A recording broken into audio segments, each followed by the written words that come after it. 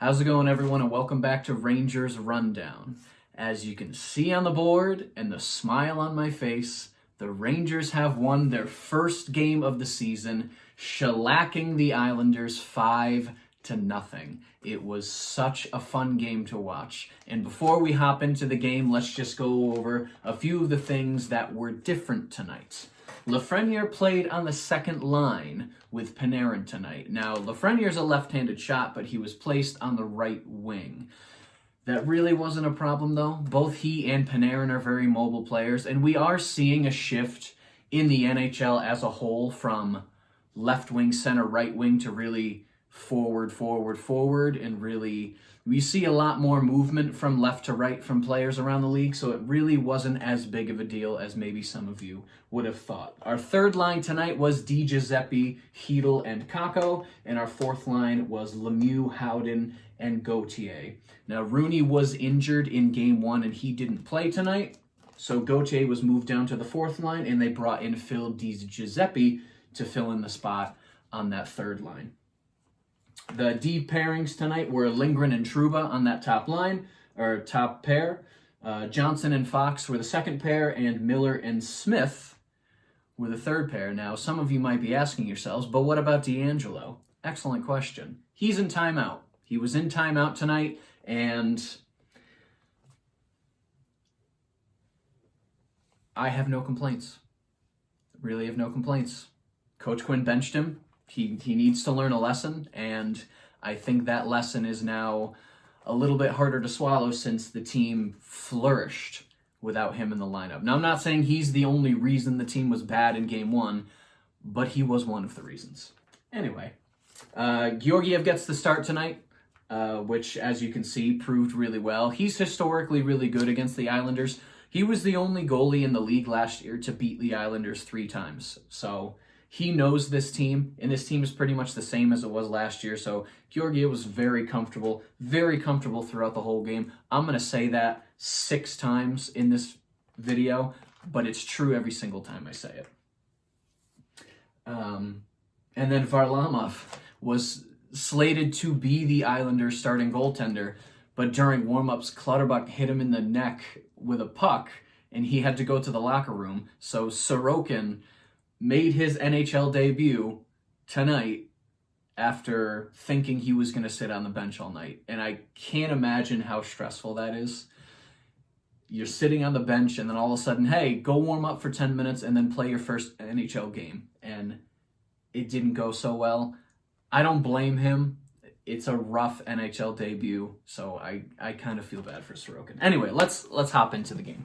So first period, 2 minutes in, Buchnevich scores his first goal of the season. Zibanejad stole the puck from Dobson, passed it to Buchnevich. Very nice goal. The beginning of the game, I thought Miller still looked a little nervous.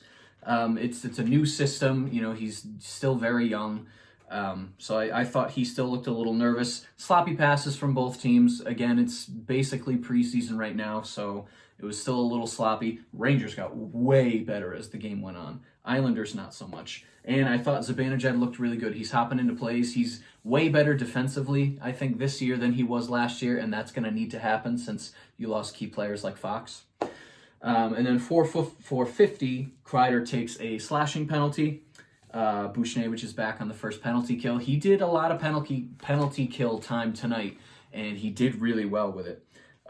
Georgiev had a great save during that penalty kill, and Brendan Smith is doing Brendan Smith things. He's stirring it up, and he's aggravating the Islanders players, which was nice to see. As not fantastic of an NHL player as Brendan Smith is, I do like him. I mean, he doesn't have the attitude of DeAngelo, so that's automatically a plus. Then at 5:53, Lee took a tripping penalty. He didn't seem too happy about it, but that's okay because he's on the other team. So we had a 4-on-4 for a little under a minute. Georgiev still looks good. He's 6 minutes into the game. He's already got 4 saves. And then the Rangers had just over a minute of power play time. They're setting up better in the offensive zone. They really struggled with that in game one. They'd get into the offensive zone on a power play, there'd be a bad pass, and it'd get swiped down the ice. They were really a lot better at getting a power play set up tonight, which proved successful in the third period. They didn't score on that power play. Halfway through the first period, the shots are 7-3 Islanders, but it didn't feel like it. It felt like the Rangers had more control on the game, obviously being up 1-0. But the Islanders were out shooting the Rangers, but Georgiev was a brick wall. 10-15, Fox is alone in front. He missed the shot, but then he just got drilled from behind by Clutterbuck. And he was on the ice for a couple seconds afterwards, just collecting himself. But he was able to get back up and actually skate down the ice and make a decent defensive play. So Fox not showing any signs of quitting. 11-20, Pulock gets hit in the head by a puck, and he just goes straight to the locker room. It looked like his ear was bleeding a little bit, but he would come back in the second period. So he only missed the second half of the first period. Smith had a great block in the defensive zone. And that led to an outlet pass to Panarin, who would score his first goal of the season. And all of a sudden, the Rangers are up 2-0 in the first period. 15:45, Lindgren took a big hit from Martin. Again, Islanders are just laying on big hits. 16:26, Dobson takes a closing the hand on the puck penalty. Not a penalty you see that often, but Dobson took one. Dobson looked pretty shaky tonight. His name came up a lot from the announcers. He was having a rough night. Lafreniere was on the second power play unit, which was nice, and he even had a shot on goal. This is the first time he was out there, so that was good. So end of the first period, Georgiev looks great. He's getting into position. He's tracking passes really well. I think the embarrassment of game one has really changed the Rangers' mentality, and you can tell in this game, there's a lot more synergy across the group. The passes are getting better. They're still a little sloppy, but the team's just working together a lot better. It's the end of the first period, and I'm thinking to myself, we're up 2-0, but it's Barry Trotz. So I was just hoping that the Rangers would not let up, because Barry Trotz is probably the best coach in the National Hockey League right now. So you never know what he's going to say to his team in an intermission. We get to the second period. Like I said, Pulock is back from being hit by the puck, and Miller starts the period with a good defensive play. So I think at that first intermission, Miller was kind of able to collect himself and kind of get his head on straight, come back out strong in that second period. Just over a minute into the period, Barzal takes a tripping penalty. Barzal looked rough tonight, both his play and physically. By the end of the game, his face had like 6 different cuts on it. It was funny whenever they zoomed in to him on the bench, because he was like bleeding all over the place. 2 shots on that power play, but it came up short. And then Lemieux was on the second power play, which was nice to see Coach Quinn giving everybody kind of a shot on the power plays, just to see what weapons he has, because it's a weird year. 3:31, Leddy off the crossbar. My heart skipped a beat when I heard it. And then a couple seconds later, Barzal takes another penalty. He's out of the box for 30 seconds. He takes an interference penalty. Rangers almost scored on it, but Mayfield helped play goalie, and he stopped a goal. The first power play looks really good. It's at this point, it's just the first power play is clicking. Like they're getting back to what we were used to seeing last season. It was really nice to see clean passes, good positioning, covering the top of the ice. Really good. And then 5:57, Buchnevich, second goal of the game, and it was such a low percentage chance of going in. They talked about it after the period was over.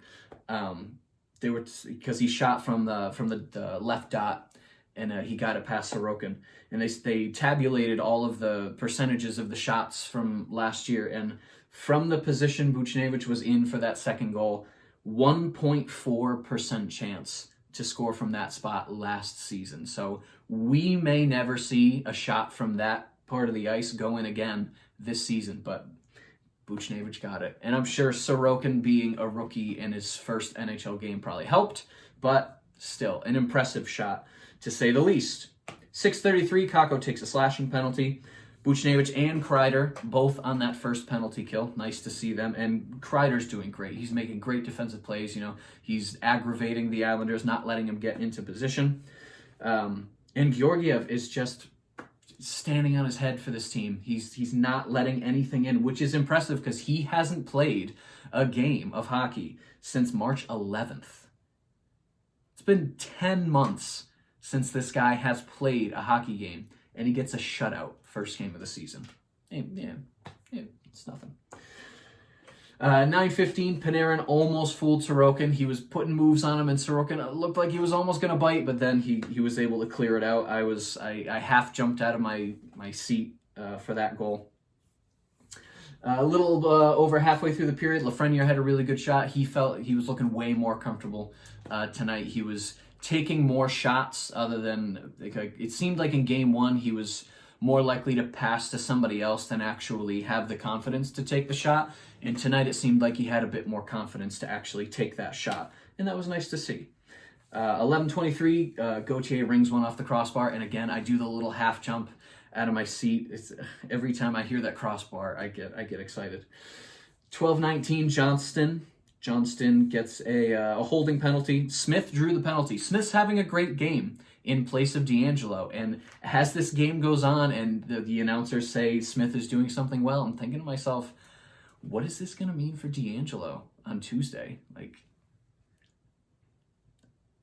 I think Smith is playing better than DeAngelo at this point. I know it's a small sample size. They both only played one game, but the discrepancy is pretty wide after both of them only playing one game. So we'll see what Coach Quinn has in store on Tuesday. Miller was on the second power play for this one, which was nice to see him getting a little power play time, him finding his confidence.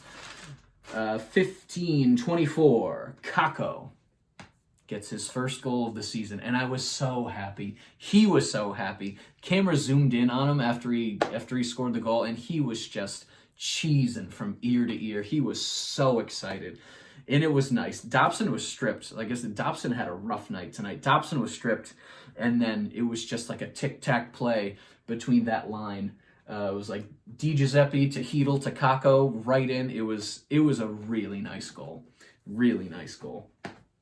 16:46, Smith takes an interference penalty. I forgave him for that. You know, taking penalties is annoying, but he's had a good game so far. And then a little less than a minute left in the period, Howden had a pretty good shot from the slot, but Sorokin was able to stop it. And it was at this point, Rangers are up 4-0 going into the third period, and I'm thinking to myself, the Islanders must be so frustrated. Every time they panned over to Barry Trotz, he was just so, you could see he was frustrated because they would show him, like, every time the Rangers scored or every time an Islanders player would take a penalty, and you could just see in his head was just curse words just ringing around in his head.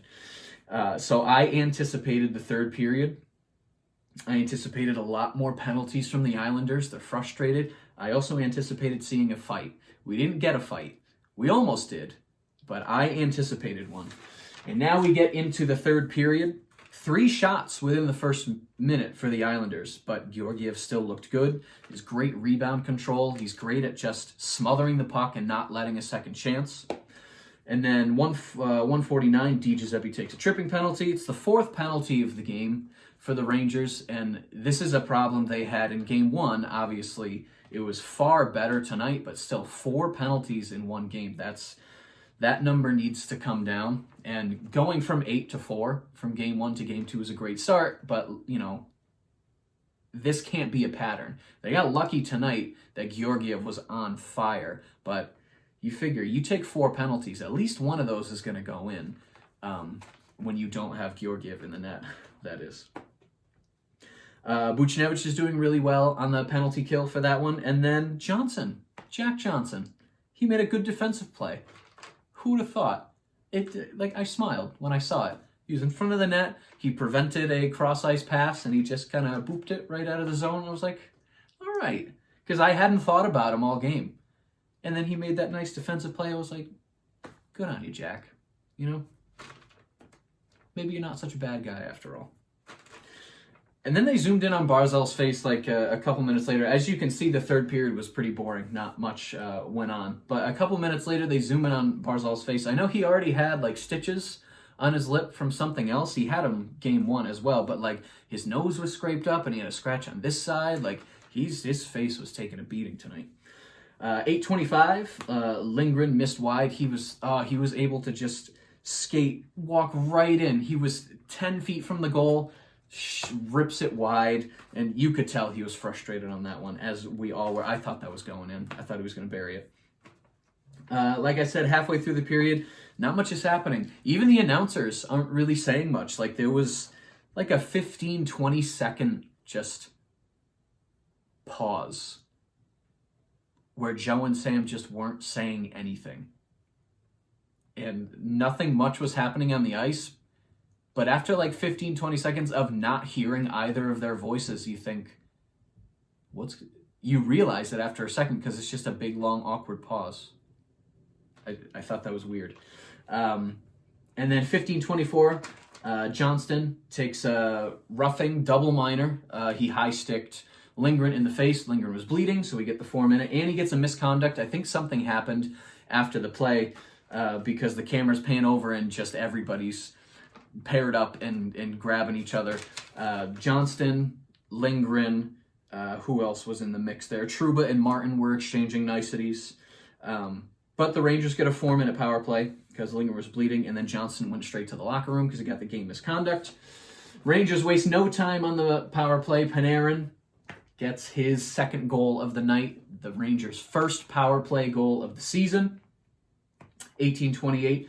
Islanders hit 2 posts in the span of like 4 seconds. I was getting nervous. You hear the ping, and then like 2 seconds later, you hear another ping, and I'm just like, luck was not on their side tonight. 18:35, Barzal takes another penalty, his third penalty of the game.